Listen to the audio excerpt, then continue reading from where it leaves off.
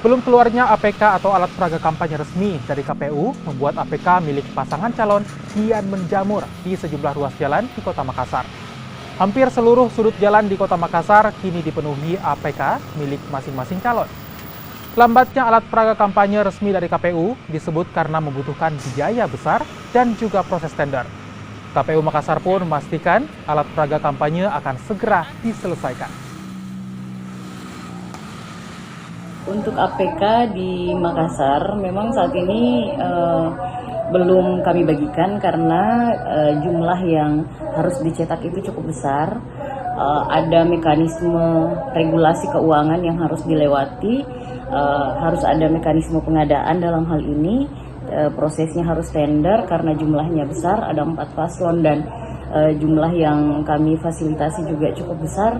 Jadi itu sementara berjalan.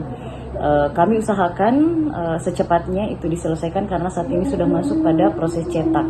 Tapi memang yang membedakan dengan kabupaten lain, beberapa kabupaten lain di Sulsel adalah yaitu tadi kami harus melewati proses tender, regulasi keuangannya seperti itu.